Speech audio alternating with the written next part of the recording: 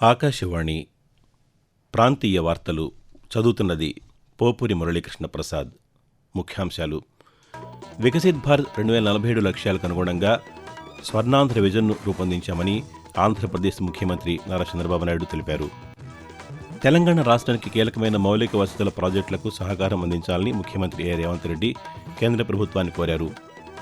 గ్రామీణ ప్రాంతాలకు నిరంతర విద్యుత్ అందించడమే లక్ష్యంగా ప్రభుత్వం చర్యలు తీసుకుంటోందని ఆంధ్రప్రదేశ్ మంత్రి గొట్టిపాటి రవికుమార్ పేర్కొన్నారు. ఆంధ్రప్రదేశ్లో ఉపాధ్యాయ నియామకాల కోసం అక్టోబర్ నెలలో డిఎస్సి నోటిఫికేషన్ విడుదల చేస్తామని రాష్ట్ర విద్యాశాఖ వెల్లడించింది. వార్తల వివరాలు: వికసిత్ భారత్ 2047 లక్ష్యాలకు అనుగుణంగా స్వర్ణాంధ్ర విజన్ రూపొందించామని ఆంధ్రప్రదేశ్ ముఖ్యమంత్రి నారా చంద్రబాబు నాయుడు తెలిపారు. ప్రధానమంత్రి నరేంద్ర మోదీ అధ్యక్షతన ఢిల్లీలో జరిగిన నీతి ఆయోగ్ పాలక మండలి సమావేశంలో స్వర్ణాంధ్ర విజన్ 2047ను ముఖ్యమంత్రి నిన్న ఆవిష్కరించారు. ఈ సందర్భంగా చంద్రబాబు నాయుడు మాట్లాడుతూ సాంకేతికత ఆధారిత పాలన, వాట్సాప్ గవర్నెన్స్, ఆర్టీజీఎస్ వ్యవస్థల ద్వారా ప్రజలకు పారదర్శక సేవలు అందిస్తున్నామని పేర్కొన్నారు. వికసిత్ భారత్ లక్ష్య సాధనలో కేంద్ర రాష్ట్ర ప్రభుత్వాలు సమన్వయంతో పనిచేయాల్సిన అవసరం ఉందని చంద్రబాబు నాయుడు తెలిపారు. గనుల తవ్వకం రంగంలో ఆంధ్రప్రదేశ్ను అగ్రగామిగా నిలిపేలా ప్రభుత్వం చర్యలు చేపడుతోందని గనులు, భూగర్భ వనరుల శాఖ మంత్రి కొల్లు రవీంద్ర తెలిపారు. ఆంధ్రప్రదేశ్లోని అన్నమయ్య జిల్లా మదనపల్లి మండలం వలసపల్లిలోని గ్రానైట్ క్వారీని మంత్రి నిన్న పరిశీలించారు. ఈ సందర్భంగా ఆయన మాట్లాడుతూ రాష్ట్రంలో ఉన్న అన్ని ఖనిజ వనరులను సమర్థవంతంగా వినియోగంలోకి తీసుకువచ్చి ఆర్థిక అభివృద్ధికి తోడ్పడేలా చర్యలు తీసుకుంటున్నామని చెప్పారు. నిలిచిపోయిన మైనింగ్ లీజులను పునరుద్ధరించి ఆదాయాన్ని పెంచే దిశగా ప్రభుత్వం పనిచేస్తోందని మంత్రి తెలియజేస్తూ, గవర్నమెంట్ ఆఫ్ ఇండియా నుంచి కూడా కొత్త బ్లాక్స్ ఐడెంటిఫై చేసి మేజర్ మినరల్స్ ముఖ్యంగా క్వార్ట్జ్ కానీ, లైమ్ స్టోన్ కానీ, ఐరన్ ఓర్ కానీ ఇలాంటివన్నీ కూడా మనకి ఉన్నటువంటి అవకాశాలన్నీ కూడా ఎక్స్ప్లోర్ చేసుకుని వాళ్ళ పర్మిషన్ తీసుకుని ఎక్స్ప్లోరేషన్ స్టార్ట్ చేసుకోవడం వల్ల ఇంకా భవిష్యత్తులో కూడా బీచ్ శాండ్స్ కూడా వాళ్ళు మన ఐడెంటిఫై గవర్నమెంట్ ఆఫ్ ఇండియా కూడా మనకి బీచ్ శాండ్స్ కూడా మదనపల్లి రూరల్ లో ఉన్నటువంటి వలసపల్లి గ్రామానికి ఇక్కడ డీకే మైనింగ్ సంబంధించిన సంస్థని ఒకసారి ఎలా ఉంది పరిశీలించడానికి రావడం జరిగింది. భవిష్యత్తులో వాల్యూ ఎడిషన్ కి వెళ్ళడానికి అవకాశం ఉందా, ఇంటర్నేషనల్ మార్కెట్ లో దీనికి ఇంకా మనం వాల్యూ ఎలా తీసుకురావచ్చు, ఇవన్నీ కూడా ఒకసారి అవగాహన కల్పించుకోవడానికి ఈ రోజు విజిట్కి రావడం జరిగింది.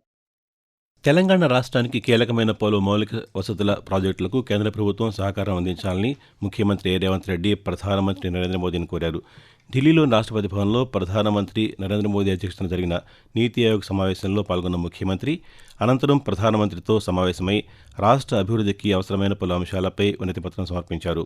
సాగు, తాగునీటి అవసరాల దృష్ట్యా గోదావరి జలాలను సమర్థవంతంగా వినియోగించుకునేందుకు మహారాష్ట్ర ప్రభుత్వంతో చర్చలు జరపడంలో కేంద్రం సహకారం అందించాలని ముఖ్యమంత్రి విజ్ఞప్తి చేశారు. అలాగే హైదరాబాద్ మెట్రో రైల్ 2వ దశ విస్తరణ ప్రతిపాదనలకు ఆమోదం తెలపాలని కోరారు. పేద ప్రజలకు వైద్య భరోసా కల్పించడంలో ముఖ్యమంత్రి సహాయ నిధి కీలక పాత్ర పోషిస్తోందని ఆంధ్రప్రదేశ్ పురపాలక శాఖ మంత్రి పొంగూరు నారాయణ తెలిపారు. నెల్లూరులో 49 మంది లబ్ధిదారులకు 32,42,000 రూపాయల విలువైన సహాయ నిధి చెక్కులను ఆయన నిన్న పంపిణీ చేశారు.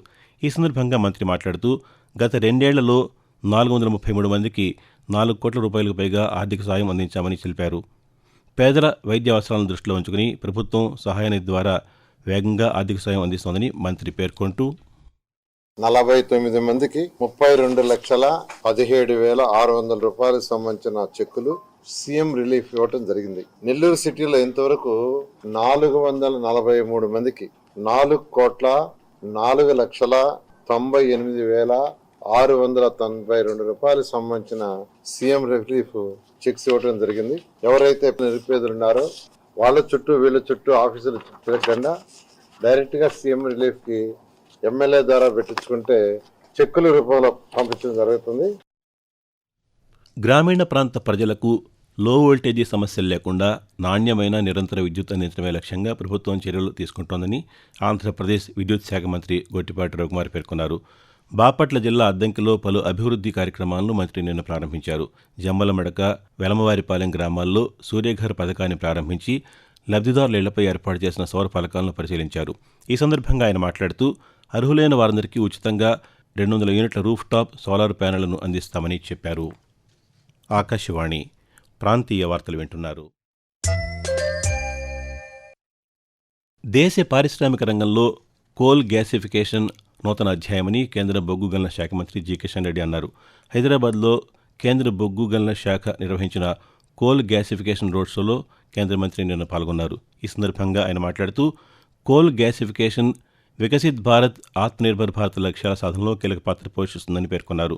అధిక బూడిద శాతం ఉన్న దేశీయ బొగ్గుతో గ్యాసిఫికేషన్ సాధ్యం కాదనే అభిప్రాయాన్ని హైదరాబాద్ శాస్త్రవేత్తలు తప్పు అని నిరూపించారని చెప్పారు.